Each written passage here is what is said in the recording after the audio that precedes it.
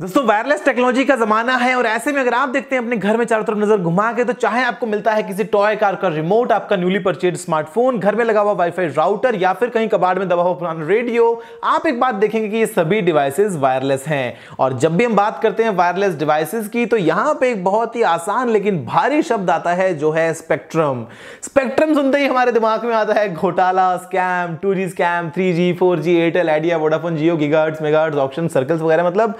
बहुत सारे दोस्तों ऐसी चीजें हैं जो हमारे दिमाग में आती हैं जिनको लेकर हम कंफ्यूज रहते हैं। तो आज आप वीडियो देखते रहिए, मैं आपसे इसी के बारे में बात करूंगा कि आखिर स्पेक्ट्रम क्या है और कैसे दोस्तों स्पेक्ट्रम के ठीक यूज की वजह से ही आज हम अच्छे तरीके से, सही तरीके से हमारे सभी डिवाइसेस को काम में ले पाते हैं। नमस्कार दोस्तों, मेरा नाम है गौरव, आप देख रहे हैं टेक्निकल गुरुजी। चलिए शुरू करते हैं।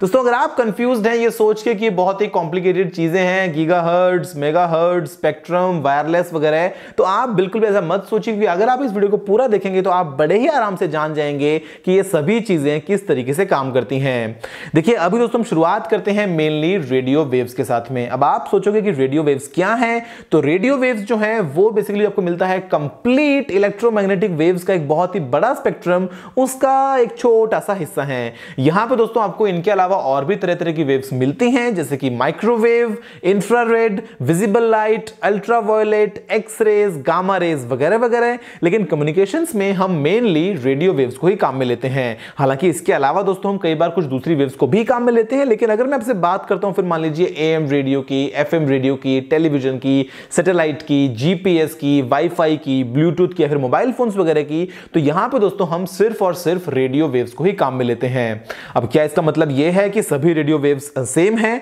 जी नहीं दोस्तों, ऐसा बिल्कुल भी नहीं है। अगर ऐसा होता तो फिर ये थोड़ा पॉसिबल था कि आप जाएंगे एफएम पे और अगर आप ट्यून करते हैं 88.8 मेगाहर्ट्ज पे तो आपको मिलता है अलग गाना, अगर आप जाते हैं 102.6 मेगाहर्ट्ज पे तो आपको मिलता है अलग गाना। यहां पे दोस्तों रेडियो वेव्स हैं उनको हमने डिवाइड किया हुआ है उनकी फ्रीक्वेंसी के हिसाब से अलग अलग क्लस्टर्स में या फिर अलग अलग बैंड्स में। अब फ्रीक्वेंसी क्या होती है ये दोस्तों आपका अगला सवाल होगा। तो देखिए कोई भी दोस्तों जो इलेक्ट्रोमैग्नेटिक वेव है वो बेसिकली एक पर्टिकुलर पैटर्न में आगे ट्रेवल करती है। वो जो पैटर्न है उसको आप इजी लैंग्वेज में कह सकते हैं कि अप और डाउन है, हाई और लो है, पॉजिटिव और नेगेटिव वगैरह है। तो यहां पे दोस्तों वो जो एक साइकिल है, एक पॉजिटिव का और एक नेगेटिव का, वो कितनी बार वो वेव रिपीट कर रही है एक सेकंड में आगे बढ़ने के लिए, तो वो जो चीज निकल के आती है वो है उस वेव की फ्रीक्वेंसी। तो यहां पे दोस्तों वेव्स जो है वो उनकी फ्रीक्वेंसी कम हो सकती है, ज्यादा और ज्यादा और ज्यादा और ज्यादा। अगर आप देख रहे हैं इस फोटो में तो आप देखेंगे कि जो ऊपर की वेव्स है उनकी फ्रीक्वेंसी काफी कम है। जैसे जैसे आप नीचे बढ़ रहे हैं वैसे वैसे उन वेव्स की फ्रीक्वेंसी बढ़ती जा रही है,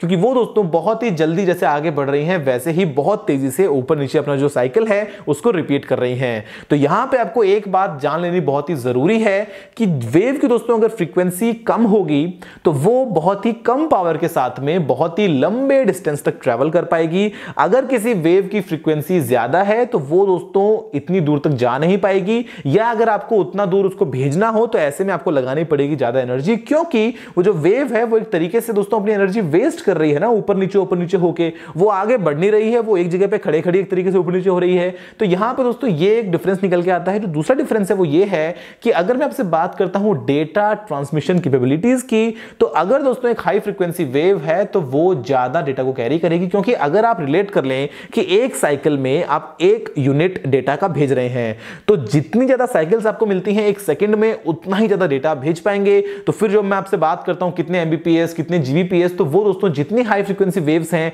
उतना ही फास्ट आपको ऑप्शन मिलता है डेटा ट्रांसमिशन का। बड़ा ही सिंपल कॉन्सेप्ट है। लेकिन अब दोस्तों यहां पे फिर ये स्पेक्ट्रम कहां से बीच में आ गया? तो देखिए दोस्तों वेव्स जो है वो तो बहुत सारी हैं, लेकिन हमको चाहिए एक अथॉरिटी जो उन सबको कंट्रोल कर सके, वरना ऐसा ना हो कि आपकी जो कार का रिमोट है और आपके टीवी का जो रिमोट है, आपका जो वाईफाई है, ब्लूटूथ है, मोबाइल फोन वगैरह है, वो आपस में दोस्तों उलझ के रह जाएंगे। तो काम कैसे होगा? मतलब ये तो वही बात हो गई है कि मान लीजिए किसी रोड पे सिग्नल आप निकाल दें तो चारों तरफ से गाड़ियां आएंगी, टकराएंगी आपस में, वो आगे मूव नहीं कर पाएंगी। तो जैसे दोस्तों हम सड़कें बनाते हैं, पुल बनाते बनाते हैं, फ्लाईओवर्स बनाते हैं, सिग्नल्स बनाते हैं ट्रैफिक को कंट्रोल करने के लिए, जिससे वो दोस्तों एक सही दिशा में आगे बढ़ सके, वैसे ही हमको दोस्तों इन सभी वेव्स को भी कंट्रोल करना होता है। अब हर एक कंट्री दोस्तों जो है वो यही रूल फॉलो करता है कि वहां की जो गवर्नमेंट है वो बेसिकली ये जो जितना भी दोस्तों आपको कंप्लीट स्पेक्ट्रम जो मिलता है, कंप्लीट आपको अलग अलग बहुत सारे तरह तरह के बैंड्स मिलते हैं, इन सभी को अपनी जागीर मानती है और उसके बाद में अलग अलग कंपनी दोस्तों ऑक्शन के जरिए ये बेचती है कि उनको ये लाइसेंस दे रही है बेसिकली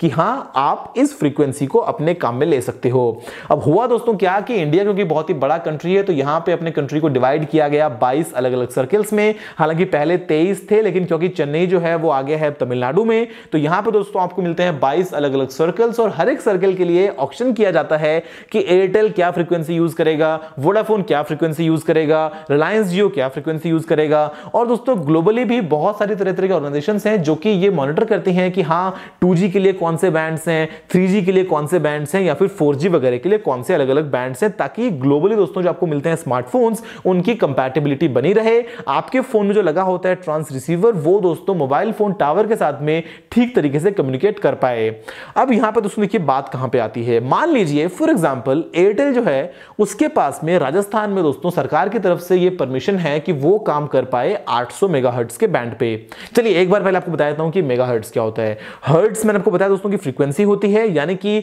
अगर जो वेव है वो 1 सेकंड में 10 बार साइकिल को रिपीट करेगी मतलब 10 हर्ट्ज, 100 बार करेगी मतलब 100 हर्ट्ज, और ऐसे ही दोस्तों अगर उसने रिपीट कर लिया 1 सेकंड में अपने उस पैटर्न को 1 मिलियन यानी कि 10 लाख बार, तो हम कहेंगे यहां पे 1 मेगाहर्ट्ज। तो 800 मेगाहर्ट्ज का मतलब कि वो जो वेव है उसकी फ्रीक्वेंसी है 800 लाख हर्ट्ज। तो 1 सेकंड में दोस्तों वो कितनी बार ऊपर नीचे हो रही है। तो मुद्दे की बात यहां पे ये थी कि मान लीजिए राजस्थान में एयरटेल जो है उसको दोस्तों परमिशन है कि वो उस सर्किल में ऑपरेट कर सकता है 800 मेगाहर्ट्ज के ऊपर।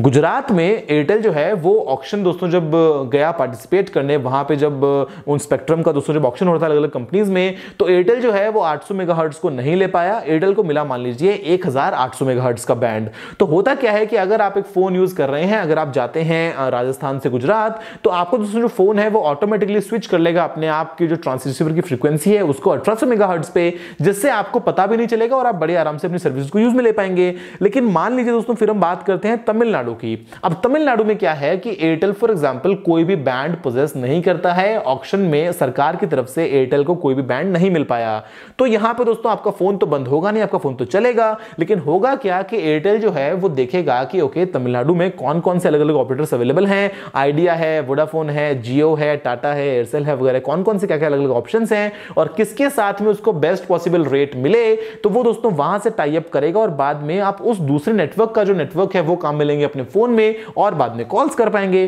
तो ये दोस्तों एक तरीके से कॉन्सेप्ट जो है वो कुछ ऐसा है कि आपके पास में एक हाईवे है, मान लीजिए वहां पे बहुत सारी अलग अलग लेन्स हैं, आपने डिवाइड कर दिया कि ठीक है जो 2 लेन है ये इस काम के लिए, ये 2 लेन तेज स्पीड के लिए, ये 2 लेन बाइक्स के लिए, ये 2 लेन साइकिल्स के लिए, ये 2 लेन ट्रक्स के लिए, और दोस्तों सभी जो अपनी ट्रैफिक है वो आगे ठीक दिशा में मूव करती जा रही है। अब हुआ क्या था 2G स्कैम में कि जो ऑक्शंस थे वो बेसिकली हुए ही नहीं थे। यहां पे दोस्तों जो दी गई परमिशंस वो दी गई फर्स्ट कम फर्स्ट सर्व के बेसिस पे कि जो कंपनी पहले आई बस उसको दे दिया एक तरीके से कि हां तुमको परमिशन मिल गई है। और यहीं पे ये कंप्लीट स्कैम था जहां पे बहुत ही कम पैसे में ये दोस्तों जो बैंड्स हैं वो दे दिए गए, स्पेक्ट्रम दे दिए गए, जिससे बहुत लॉस हुआ, जबकि ऐसा नहीं होना चाहिए। यहां पे दोस्तों होता है एक लाइसेंस पहले कि जो ब्रांड सामने से आ रहा है उस स्पेक्ट्रम को लेने के लिए वो पहले तो देखा जाता है कि कितना बड़ा ब्रांड है, उसके बाद में बहुत ज्यादा दोस्तों यहां पे फीस देनी पड़ती है सरकार को, जिससे परमिशन मिलती है किसी भी XYZ कंपनी को कोई भी पर्टिकुलर स्पेक्ट्रम को यूज करने की।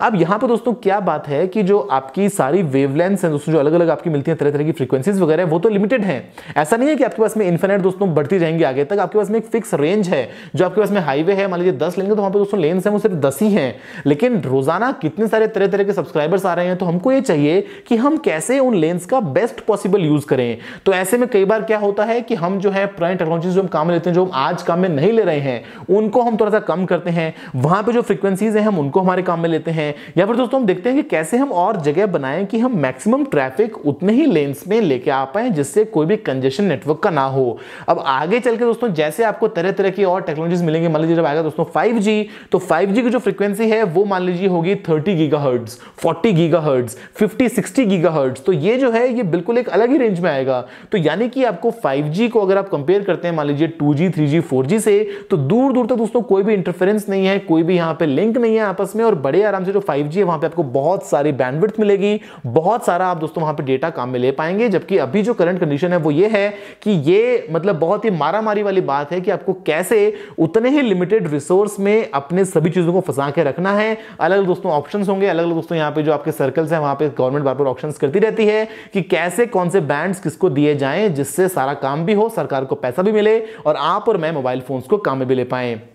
सेम चीज दोस्तों जो है वो है एफएम के साथ में। अगर आपको एक एफएम स्टेशन नया शुरू करना है, मान लीजिए 88.5, अब 88.5 जो है वो भाई आपके सिटी में अवेलेबल है भी या नहीं, सरकार वहां पे कैसे देगी, क्या फीस दोस्तों आपको देनी पड़ेगी, मतलब बहुत ही कॉम्प्लिकेटेड प्रोसेस है। और अगर मैं आपसे बात करता हूं किसी मेट्रो सिटी की जहां पे ऑलरेडी मान लीजिए 10, 20, 50 एफएम चैनल्स हैं, तो वहां पे जो फ्रीक्वेंसीज है वो इतनी नजदीक नजदीक है कि बीच में स्लॉट्स दोस्तों है ही नहीं वहां पे, अगर है तो बहुत ही महंगे हैं। तो क्योंकि आपके पास में जो रेंज है वो बहुत ही लिमिटेड है, तो यहां पे आपको देखना है कि आप कैसे उसको बेस्ट पॉसिबल यूज करें जिससे इंटरफेरेंस भी ना हो और आप अपना काम भी कंप्लीट कर पाएं। दोस्तों मुझे उम्मीद है कि आपको स्पेक्ट्रम के बारे में वीडियो पसंद आया हो। अगर आपको इस वाला सुझाव हो तो आप नीचे कमेंट करना मत भूलिएगा। अगर आपने इस वीडियो को तो लाइक या शेयर नहीं किया तो लाइक भी कर दीजिए और शेयर भी कर दीजिए और चैनल को सब्सक्राइब करना मत भूलिएगा, क्योंकि मैं आपके लिए रोजाना ऐसे ही वीडियोस लेके आता रहता हूं। फिलहाल के लिए इतना ही दोस्तों, जय हिंद, वंदे मातरम।